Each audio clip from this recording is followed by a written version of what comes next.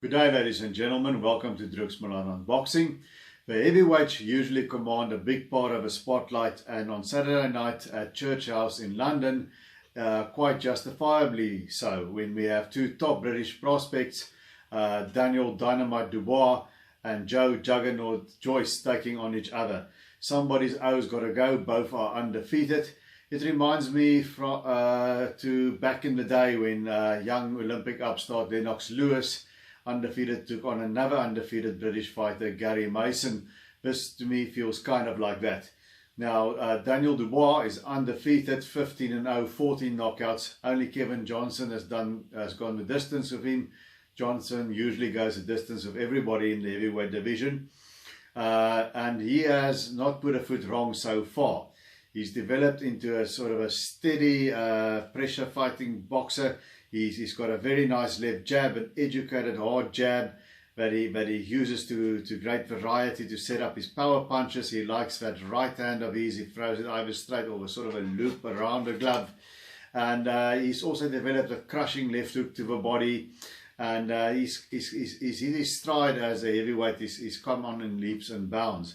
Now he's definitely got the power. The rap against Daniel Dubois has been who has he really fought? He's fought guys with decent looking records, but usually, like in the case, for example, of a Japanese guy, Fujimoto, it's been sort of a padded record. But he has been active and he has checked the form book. He's looked great in winning. He fought 5 times last year, and his best win was probably against fellow British undefeated prospect who was 16-0 at the time, Nathan Gorman, and he knocked him out in 5 rounds. But there are some question marks hanging over Daniel Dubois. Can he take a really hard punch from a top-notch heavyweight? What will he do if he's dragged into deep water? He's gone 10 rounds of Kevin Johnson, but Johnson wasn't really there to win. He was just there to survive, as he usually does. What will he do if he's forced to go through a war of attrition? Those are the question marks hanging over Daniel Dubois. And I think they will be answered on Saturday night, because standing across the ring from him will be Joe Joyce. Now, Joe Joyce at 6'6" and 80-inch wingspan is a big unit, like Johnny Nelson would say. And he has a slight height and reach advantage over Daniel Dubois. Now, he is 11-0 with 10 knockouts. Similar knockout ratios on these two. And he has faced the better opposition. I think he's fought 3 times in 2019. He stopped former WBC world champion Bermain Stavern in 6 rounds. Now, okay, it was a very overweight, shop-worn version of Stavern, but still Stavern tried, and Joyce overwhelmed him, as well as a very big Belarusian Alexander Ustinov.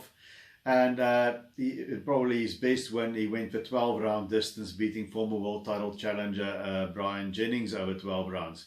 Both of them had fights this year to shake off a rust against overmatched opponents. Dubois disposed of Ricardo Snijders, who's really a cruiserweight, and Joyce beat a sort of a journeyman type in Michael Wallish. Both got rid of him in quick time, and now they're taking on each other. Now, Joe Joyce, he's faced a tougher opponents as a pro. He also has a much better amateur career. He was an Olympic silver medalist in Rio, just losing a split decision to Tony Yoka. Joyce and Dubois are among these up-and-coming heavyweights, where we're looking who's going to eventually maybe take over in the heavyweights after Joshua and Fury and the like. Along with guys like F.A. Ajagba, Philip Bergovic, and Tony Yoka, whom I just mentioned. And we'll see. Dubois was picked by most people as being sort of ahead of a pack, and we'll see that on Saturday night. But with Joe Joyce, the criticism against him is that he's quite slow and ponderous. He appears slow and ponderous, sort of pushing with his punches. Sometimes it seems that he lacks snap, because power is a combination of speed and strength. Now, Joe Joyce is a big, strong guy, but he lacks that explosiveness. But he makes up for it by a rather unusual attribute for a heavyweight of that size. And in the fact is that he's very busy in the ring. He throws lots of punches, which is something you don't see in a man that size. He keeps on throwing. If you hit Joe Joyce with a shot, he comes back with 2. If you hit him with 3, he comes back with 6. He just keeps coming forward steadily, throwing punches, and he alternates well from the head to the body, which is also something I like about Joe Joyce. Now, Joe Joyce is there to be hit. If you look at the Brian Jennings fight, he won well enough, but whenever Jennings let his hands go, he could find Joe with either hand. You know, he could get his punches through and he could land them flush. And but then the other side of a coin is Joyce is so busy that he doesn't give you much of a chance to let your hands go. He keeps you occupied with a defense, and in the end, being a big unit, all those punches, the accumulative effect of those heavy-handed punches just wears his opponents down and they topple over. Now that's the thing about Joe Joyce. His offense is his defense, and he just keeps going at you. Now, if we look at Daniel Dubois, what he will have to do, I think a lot in this fight depends on whether Daniel Dubois can hurt Joe Joyce to stop a steady forward march. And that is the big question. And the other question is, if Daniel Dubois is not able to do that, if he's not able to stop Joyce in his tracks, then he will have to fight with Joyce for 12 rounds and land the snappier, harder, more eye-catching shots in between the constant flow of punches that Joyce produces while trying to step around him and get out of the way here and there. And will he have the stamina and the toughness to do that for 12 rounds and not unravel? That is the big question. Now, and that also tells you what Joyce has to do in this fight. He's got to simply do what he does and keep punching Dubois and keep him moving backward. Keep him fighting on the back foot, keep making him uncomfortable, and simply wear him down to a late round stoppage, or failing that, simply outwork him over 12 rounds and win on points. And for Dubois, he's got to do a bit more than what he usually does. He's progressed nicely. I thought at one stage his offense lacked a bit of imagination. He does that jab very well, and he waits and he sets up and he waits and he sets up and he uses it to set up his right hand. Against Gorman, he was mostly focused on his right hand. Now, the jab, and the right hand, I don't think it's going to be enough against Joyce. He's going to have to add something more to it, as he did as his fights came on. But I think with Joe Joyce, besides the jab and the right hand, a good body attack is something that sometimes disrupts a guy's rhythm if he wants to go steadily forward. So a few body shots and coming with a left hook after that right hand, and maybe a few more shots when he hits Joyce, that'll be a good idea as well. Now, what will happen on Saturday night? That's what we all wonder. Now, usually I go with a guy who's got the better opposition, who's more battle tested, and that is Joe Joyce in this instance. A lot of people forget that. But I'm going to make an exception. I'm going to go with a guy who shows in the form book, who passes for eye test. Dubois just looks to me like a more fluid, natural fighter, and he looks to me like he just has more on his shots.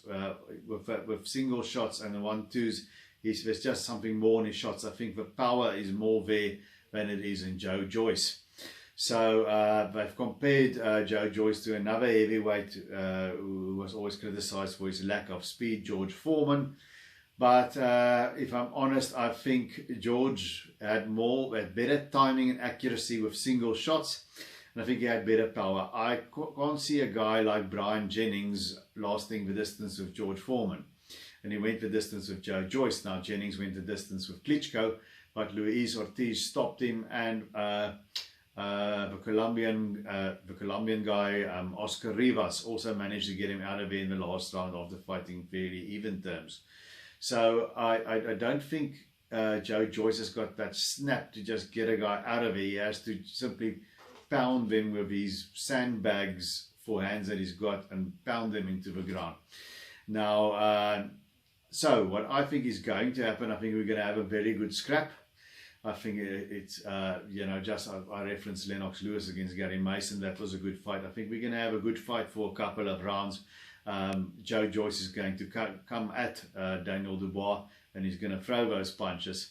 against Justinov for a round. He moved a little bit, but I don't think that's really Joyce. I don't think he's comfortable enough like that to do that against Daniel Dubois. So I think he's going to be coming at Dubois, and Dubois is going to have to draw a deep breath. He's going to bite down, and he's going to have to have a torrid time for a while. But you know, a thing that I've noticed, and it's only a small glimpse that I saw in each, Dubois, when he had a 4-round little scrap with Daniel Larty, Larty hit him, cracked him with a good shot, and Dubois just took a few steps back and regrouped and got himself together. I also saw how Jennings sort of gave Joyce a good crack, which seemed to stun Joyce, you know, and the way he reacted, he sort of stood there, he froze for a moment, and he dropped his hands like that, and he sort of regrouped himself, and then he started punching again. And so I suspect Daniel Dubois is going to handle the fire a little bit better than Joyce. And I think somewhere in the fight, maybe about round 7 or so, I think Daniel Dubois is going to crack Joyce, and is going to make him sort of stop in his tracks. And then I've seen Joyce just hold the guy on the inside, Daniel Dubois just hold the guy on the inside. I haven't seen Joyce do that. He sort of just keeps going on and on and on. He just keeps coming back. Now, when Dubois stuns Joyce like that, I think he's got that athleticism and explosiveness to pour in a couple of follow-up punches.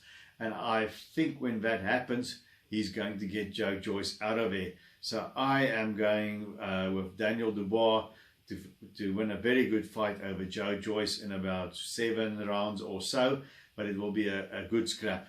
So that's my take on the big Daniel Dubois Joyce fight, with a European, Commonwealth and British titles also on the line. All the best sort of continental titles that you can have on that side of a pond. So let's see if Daniel Dubois will indeed be the bright new star on the heavyweight scene, or whether Joyce will upset the apple cart. Until then, please give the channel a like and a subscribe, and remember to keep your hands up.